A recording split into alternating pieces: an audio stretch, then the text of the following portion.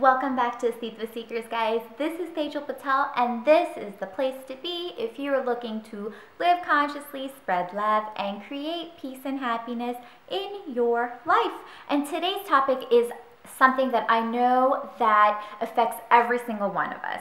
And that is learning how to forgive when we feel that we've been disrespected by someone or taken advantage by someone that we have been kind to, that we've been compassionate to, and we don't feel that we should have been treated that way.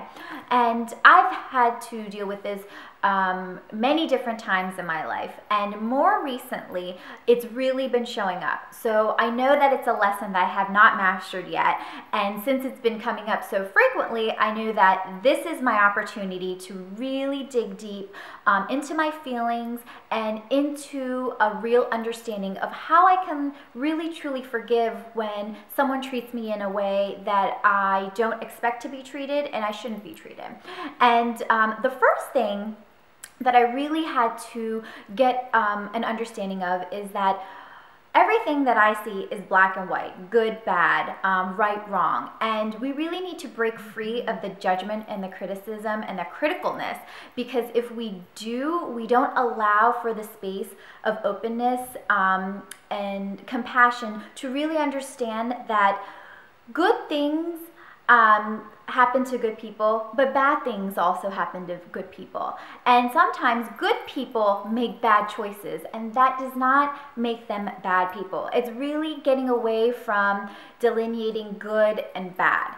And once I started understanding that, I always wanted to see the good in people, and we want to feel that the people are as kind-hearted and genuine as we are. And the reality is that deep down, everyone is that space of love, just like we are. But even like how we are, we've been layered and conditioned, and we have life circumstances that are sometimes very unpleasant. And it makes us do things that we're not happy about.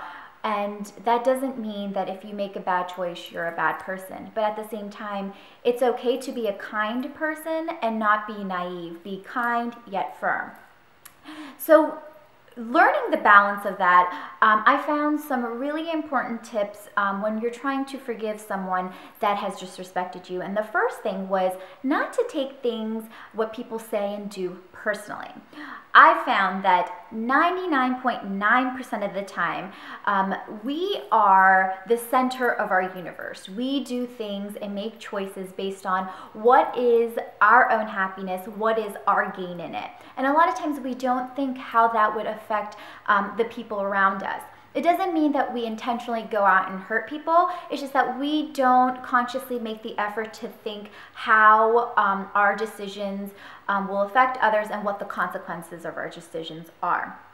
And I think we really need to be more mindful when we make decisions of understanding how it affects other people. And we can't always safeguard and try to protect everyone else's feelings, but we should make our choices in a way that we feel that we are doing the best that we can, we're not intentionally hurting anyone, and we feel that it is for our higher good. And a lot of times when people make decisions and they aren't consciously making decisions, you may get hurt. But realize that their decisions and their actions have more to do with them than it does with you. A lot of times we don't know what's going on in their life. And more often than not, people don't share the negative or the hurtful things that are happening. So if someone does something, not intentionally, but it does hurt you, really have compassion to know that they're probably going through something really difficult in their life. And though it's not a free pass, just know that, you know what, I'm not going to let it affect my inner peace. And that's a really the way that we need to kind of understand and deal with people when they do something that affects us. And if someone really does something to intentionally hurt you, just recognize that there must be something going on, that they're so disconnected to who they truly are, to their sense of love, and there must be so unhappy in their life that they want to cause unhappiness in another person's life or your life. But just know that you have the power to be happy. So your happiness and your peace of mind does not have to be affected by their actions. And the second big thing that was really key for me to learn is that I needed to check my expectations. When we do things out of the goodness of our heart or kindness, I found that we tend to do that with the expectation that someone is going to return that to us. So even though we're doing it in a way not to be manipulative, we have that deep down expectation that if I give out kindness, love, peace, that is what's going to happen back to me. And that's not necessarily the case. We can't control how people treat us. And does that mean that we no longer be trusting and open and kind-hearted and forgiving? Absolutely not. We don't need to change our personality based on what others do to us. And the most beautiful quote was brought to my attention when I was going through this. And it was beautiful because it was exactly what I needed to hear. So I wanted to share that with you. And it says, "Be thankful for the difficult people in your life, for they have shown you exactly who you do not want to be." So don't look down on people based on their actions, but don't have the expectation that you're putting good out into the world so that you receive it back. Do it for the reason because being kind, being loving is what resonates with your soul, what makes you feel happy and peaceful inside. That should be your motivation for doing kind deeds and helping others. And the last thing kind of ties into the quote, and really throughout this entire process, it really helped me understand, what do I want to stand for? Because I definitely had a lot of friends who said, "Whoa, you're a sucker. You shouldn't have trusted this person to begin with." You know, making it feel that it was my fault or I was naive, that I shouldn't have helped someone that later disrespected me. And that didn't sit well with me. I wouldn't change the way that I help someone. Someone came to me, even though I don't practice law, who needed legal advice, so I gave him free legal advice. And later on, a couple days later, they stole something from my business establishment and put me in a very difficult position. And I wouldn't have changed helping them. And that's the type of person that I want to be. I want to help people when they're in need if there's something that I can do. Did it cross my boundaries for giving up some of my time helping them? Absolutely not. I would do it again in a heartbeat if I knew that it was truly going to be helpful for them. So it's really understanding, what kind of person do you want to be? Regardless of the few people that might disrespect you or break your trust or betray you, you still have to be a kind person. And that's what I realized. I still want to spread love. I still want to be giving, and I still want to inspire people. That being treated badly by one person didn't change any of that. So really understand what type of person that you want to be and really go out and do it, because you never know who you really truly can help. So you don't want to close your heart or close yourself off to making true deep connections with people. And deep down, know that even the people that disrespect you, at some point they will realize that, you know, that shouldn't have been the way that they reacted, and they may never say it to you, or they keep it hidden within you, hidden within themselves. But just know that you did the best that you could in that given situation. And around this time, I'm going to give you two really amazing women as inspiration, and they really helped put my perspective about this issue and it really solidified the lesson that needs to be learned from this.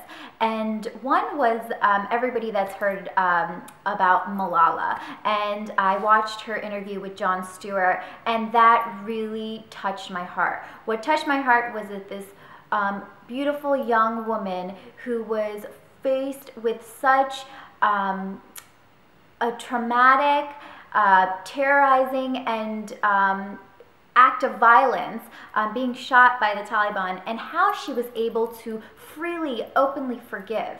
And her thought process of, it wouldn't make me any different if I cultivated those thoughts of anger, pain, hatred. I wouldn't be any different than the Taliban. But what was really beautiful about that was, even though that was her story, she wasn't using her platform to really share what happened to her and the traumatic act that happened to her. Yeah, that happened to her, and she states it as a fact, and she kind of states what she learned from it, but she's using her platform to really pursue the passion that she really, really cares about, and that is spreading education for women in Pakistan and around the world. So that is something we could really, truly learn from. Things happen to us, circumstances happen to us, but they don't need to define us or make us feel like victims. We still need to hold true to our dreams, hold true to know that people are kind and forgiving and loving, and really believe that and move on with the world. And the second inspiration was, I saw in a picture on Huffington Post, and I'm surprised that I never saw it, but it was a picture of Keisha Thomas, who at the time in 1996 was 18, and she was hovering her body over a white supremacist while there was an angry mob around them, and they were trying to hurt the white supremacist. And it was just, that picture said 1,000 words, and the tagline was, teenage girls' heroism changes our faith in humanity. And really, that picture shows that, you know, that white supremacist might not have done the same thing for Keisha Thomas, but she was called to protect someone who was at that moment being attacked by so many people.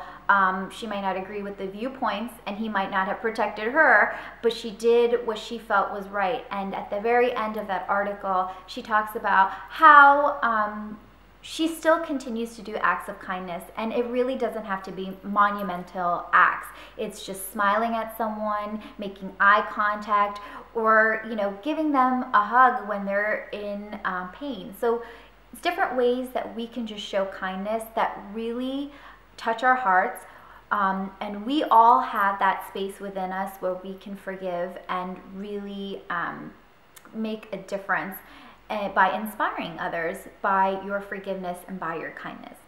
So I hope that inspires you guys to find that place in your life where you can give acts of kindness and forgiveness, and search that place within yourself where Keisha Thomas and Malala found that strength and that ability to forgive truly. And we all have it. It's just that we have to cultivate it. And I hope this inspires you to find that place within yourself. So until next time, my friends, stay inspired, spread love, and live consciously. Bye.